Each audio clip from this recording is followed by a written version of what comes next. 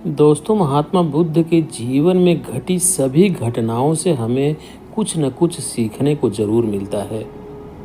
महात्मा बुद्ध द्वारा कही गई बातों का अगर सही अर्थ निकाल पाएं तो उसमें जीवन जीने की कला की चाबी छुपी हुई है।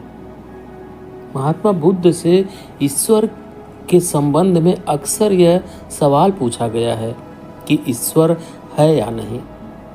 हे बुद्ध, आप ईश्वर को मानते हैं कि नहीं? और महात्मा बुद्ध द्वारा हर बार एक अलग ही जवाब दिया जाता था। लोगों द्वारा यह प्रश्न बुद्ध से कई बार पूछा गया। दोस्तों, ऐसी ही एक घटना है। महात्मा बुद्ध अपने शिष्य आनंद और स्वास्थ्य के साथ एक गांव से गुजर रहे थे। अचानक एक व्यक्ति आया और उसने महात्मा बुद्ध से पूछा, हे बुद्ध, बताओ ईश्वर है? महात्मा बुद्ध ने कहा, तुम्हें क्या लगता है? उस व्यक्ति ने जवाब दिया, मुझे तो लगता है कि ईश्वर है, पर आपका क्या ख्याल है? तब महात्मा बुद्ध मुस्कुराए और बोले, बिल्कुल गलत लगता है तुम्हें। इस अस्तित्व में ईश्वर जैसी कोई चीज नहीं है। तो वह व्यक्ति हाथ जोड़ा और चला गया। कुछ दूर चलने पर एक दूसरा व्यक्ति आया। उसने महात्मा बुद्ध से पूछा, हे बुद्ध, मैं कई दिन से परेशान हूँ। मुझे लगता है कि ईश्वर की बातें महज बकवास है। तो महात्मा बुद्ध हंसे और बड़े प्रेम से कहा, तुम्हें बिल्कुल गलत लगता है। इस अस्तित्व में सिर्फ ईश्वर ही है और कुछ नहीं। जरा देखो तो, आंख बंद तो करो, खोजो तो। इस जवाब को सुनकर उनके शिष्य आनंद और स्वास्थ्य आश्चर्य में पड़ गए। उन्होंने कहा, एक ही सवाल और दो जवाब। तो अब शाम हो गई थी। महात्मा बुद्ध विश्राम के लिए रुक गए। तभी एक व्यक्ति घबराया हुआ आया और बुद्ध के पास आकर जोर से कहा कि बुद्ध, क्या ईश्वर है कि नहीं? मैं परेशान हूँ, मैं खोज रहा हूँ, मार्गदर्शन करें। तीसरे व्यक्ति के सवाल पर महात्मा बुद्ध चुप ही रहे, कुछ नहीं बोले। विस्तृत मौन होकर अपनी आंखें बंद कर लिए। अब आनंद और स्वास्थ्य के आश्चर्य का ठिकाना नहीं था। वे सोचने लगे कि एक जैसे तीन सवाल और अलग अलग जवाब। अब उन दोनों को महात्मा बुद्ध की यह चुप्पी परेशान कर गई। उस व्यक्ति के जाते ही आनंद ने महात्मा बुद्ध से पूछा कि सुबह जब उस पहले व्यक्ति ने पूछा तो आपने कहा, हाँ ईश्वर है। दोपहर में जो दूसरे व्यक्ति ने कहा तो आपने कहा ईश्वर नहीं है। और शाम को आप मौन रह गए। प्रभु, तीन व्यक्ति एक ही तरह के सवाल लेकर मिले, लेकिन मैं हैरान हूँ कि आपने तीनों को अलग अलग जवाब दिया। मुझे कुछ समझ में नहीं आ रहा है। महात्मा बुद्ध मुस्कुराए और जवाब दिए, आनंद, जो पहला व्यक्ति आया था उसने मान लिया था कि ईश्वर है, तो मैं उसकी मान्यता को मिटा देना चाहता था कि वह खोजना शुरू करे। ईश्वर है यह मानकर बैठ ना जाए, उस सत्य तक पहुँचे और उसका अनुभव करे। और दूसरे व्यक्ति ने भी मान लिया था कि ईश्वर की बातें बकवास हैं। मैंने उसकी धारणा को भी मिटा दिया ताकि वह भी खोजे कि ईश्वर है या नहीं। और तीसरा व्यक्ति अब भी संशय में था, वह खोज रहा था, इसलिए मैं मौन रह गया। यहाँ पर मौन रह जाना ही उचित था। दोस्तों, महात्मा बुद्ध के बारे में यह प्रचलित था कि वह किसी भी प्रश्न का जवाब भी नहीं देते थे। उनके जवाब रहस्य से भरे हुए होते थे। तो थोड़ी देर सुनने के बाद उनके शिष्य स्वास्थ्य ने कहा कि मुझे ईश्वर के बारे में आपसे सुनना है। कृपया कर आप मुझे बताएंगे कि ईश्वर है या नहीं। आप ईश्वर को मानते हैं कि नहीं? और इसके साथ ही मैं आपसे अनुरोध करता हूं कि आप मेरे इस प्रश्न का सीधे सीधे जवाब दें। महात्मा बुद्ध मुस्कुराए और बोले, ठीक है, तो मैं जवाब दूंगा, परंतु उससे पहले मैं तुमसे कुछ पूछना चाहता हूँ। पहले इन प्रश्नों का जवाब तुम मुझे दे दो। स्वास्थ्य ने कहा, बिल्कुल बुद्ध, आप पूछिए। तब महात्मा बुद्ध ने पूछा कि क्या तुम सूर्य को मानते हो? स्वास्थ्य ने बुद्ध की तरफ आश्चर्य से देखा और कहा, हे बुद्ध, यह किस प्रकार का प्रश्न है? यह तो कोई बालक भी बता देगा। सूर्य तो साक्षात प्रकट होता है, सबको प्रकाश और ऊर्जा देता है। हम सभी का जीवन उस पर आधारित है, वह तो साक्षात है।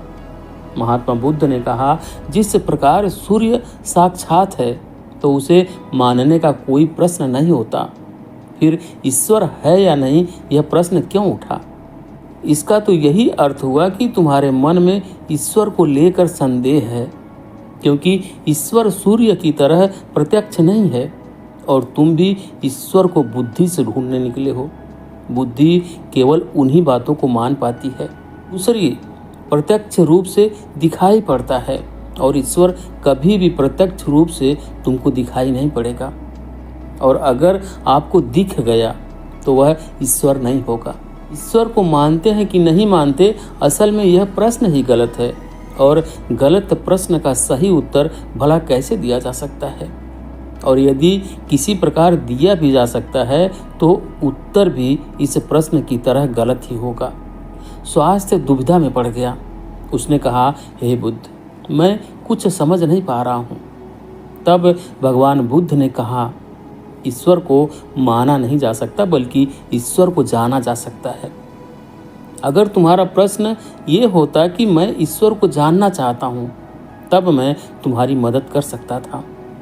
इस संसार में कुछ भी मानने वाले लोग जानने से चूक जाते हैं, उनका विकास रुक जाता है। जिनका स्वयं का कोई मोल नहीं होता, वह सत्य क्या है कभी जान नहीं पाता। जान केवल वही पाता है जो निरंतर खोज रहा है। जानने की यात्रा थोड़ी मुश्किल है, लेकिन मानना बहुत आसान है। मानने में ना कोई खर्च है और ना ही कोई परिश्रम की कह दिया, किसी ने आपको समझा दिया और आपने मान लिया। लेकिन मानकर रुक जाने वाले लोग इस संसार के सबसे अभाग्य प्राणी हैं। बोध के बिना ज्ञान व्यर्थ है। तो अगले दिन सुबह वही जिज्ञासु जिसके प्रश्न पर बुद्ध शाम को मौन हो गए थे, फिर से आया और उसने बुद्ध से प्रश्न किया कि हे बुद्ध, आप कल शाम को मौन हो गए थे। मेरे जीवन का एक ही लक्ष्य रहा है कि मैं ईश्वर को खोज लूं। वह कहाँ है, कैसा है, उनसे ब्रह्म ज्ञान की प्राप्ति करूं। और मैंने सुना है आपको ब्रह्म ज्ञान उपलब्ध हो चुका है, तो आप अवश्य ही ईश्वर से मिले होंगे। तो क्या आप ईश्वर की खोज में मेरी सहायता करेंगे? तो बुद्ध ने कहा, जिसे तुम खोज रहे हो उसे तुमने कहाँ कहाँ खोजा?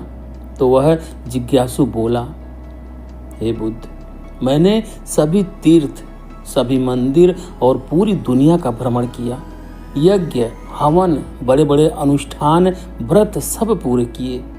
मैंने वे सभी कार्य किए जो मुझे ईश्वर प्राप्ति के लिए कहे गए थे, लेकिन फिर भी मुझे आज तक ईश्वर नहीं मिले।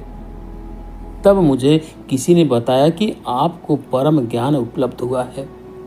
इसका मतलब आपने ईश्वर को जरूर देखा होगा। तो क्या आप मेरी सहायता करेंगे? बुद्ध ने कहा, मेरा एक सफ़ेद मोती खो गया है, मैं उसी को खोज रहा हूँ। क्या तुम मेरी सहायता कर सकते हो? वह जिज्ञासु बोला, हाँ, मैं बिल्कुल कर सकता हूँ। मैं अभी आपका मोती खोज कर देता हूँ। वह जिज्ञासु मोती ढूंढने लगा। धीरे धीरे समय बीतता जा रहा था। काफ़ी समय ढूंढने के बाद भी मोती नहीं मिला तो वह बुद्ध के पास गया और बोला, मैंने बहुत ढूंढा पर वह मोती मुझे नहीं मिल पाया। यह सुनकर बुद्ध ने कहा, जब तुम वह मोती मुझे ढूंढ कर दे दोगे तभी मैं तुम्हारी कोई सहायता कर पाऊंगा। क्या तुम्हें अपने सवालों का जवाब नहीं चाहिए? तो फिर वह जिज्ञासु मोती ढूंढने लगा। लेकिन काफ़ी समय बीत जाने के बाद वह बुद्ध के पास आकर बोला, आप ठीक से याद करके बताइए कि मोती कहाँ खोया था। तब महात्मा बुद्ध ने मुस्कुराते हुए कहा, वह मोती तो मेरी कुटिया में खोया था। वह व्यक्ति बहुत गुस्से में आ गया और कहने लगा, कि आप मुझे मूर्ख बना रहे हैं। आप केवल ज्ञानी होने का ढोंग करते हैं। आपको इतना नहीं पता कि जो चीज़ कुटिया में खोई है वह बाहर कैसे मिल सकती है। वह कुटिया में ही मिलेगी, आपको उसे वहीं खोजना चाहिए। तब बुद्ध मुस्कुराते हुए बोले, मैं भी तो तुम्हें यही समझाना चाहता हूँ। जो चीज़ तुम्हारे भीतर खो गई है वह चीज़ तुम्हें बाहर कैसे मिलेगी। तुमने कई वर्षों तक बाहर खोजबीन की, क्या एक पल के लिए भी उसे अपने भीतर खोजा? उसे अपने अंदर खोजा। उसे अपने अंदर खोजो, तब तुम्हें वह ज्ञान मिल जाएगा। यह सुनकर जिज्ञासु बोला, हे बुद्ध, आपकी बात तो मैं समझ गया, लेकिन अभी भी मैं यह नहीं समझ पा रहा हूँ कि मैं अपने अंदर क्या खोजूं। बुद्ध बोले, तुम अपने अंदर ईश्वर को खोजना चाहते हो, पर क्या तुमने कभी अपने आप को खोजा है? जिज्ञासु बोला, बुद्ध, मैं अपने आप को जानता हूँ। मैं अपना नाम, पद, काम, परिवार, जब से मैंने जन्म लिया है तब से वह सभी चीज़ें जानता हूँ। मैं कुछ भी नहीं भूला, तो फिर मुझे और अपने बारे में क्या जानने की ज़रूरत है? मैं क्या जानूँ? तब बुद्ध ने कहा, अभी बताओ, इस समय तुम्हारे सबसे नज़दीक कौन है? जिज्ञासु बोला, इस समय तो आप ही मेरे नज़दीक हैं। बुद्ध ने कहा, मुझसे भी ज़्यादा नज़दीक कौन है? उसने कहा, आपसे ज़्यादा नज़दीक तो हवा है। बुद्ध ने कहा, हवा से ज़्यादा नज़दीक क्या है? जिज्ञासु सोच कर बोला, हवा से ज़्यादा नज़दीक तो मेरे वस्त्र हैं। तब बुद्ध ने कहा, और इन वस्त्रों से ज़्यादा नज़दीक क्या है? तो जिज्ञासु बोला, इससे ज़्यादा नज़दीक तो कुछ भी नहीं है, तब तो मैं स्वयं ही हूँ। तब बुद्ध ने कहा, अपनी आंखें बंद करो, बिल्कुल शांत होकर अपने अंदर खोजो तुम्हारे अंदर क्या है। विचारों को हटा दो और ध्यान दो तुम्हारे नज़दीक क्या है। थोड़े समय बाद बुद्ध उससे पूछते हैं, तुम्हारे सबसे नज़दीक क्या है? जिज्ञासु बोला, पहले ऐसा लगा मेरी सांसें मेरे सबसे नज़दीक हैं, पर धीरे धीरे मेरी सांस मुझसे दूर होती चली गई। तब मुझे ऐसा लगा कि मेरे दिल की धड़कन मेरे सबसे नज़दीक है, पर वह भी धीरे धीरे मुझसे दूर हो गई। मैं खुद से ही दूर हो गया। मुझे अलग अनुभव हुआ, मैं कहीं नहीं हूँ, फिर भी हूँ बुद्ध।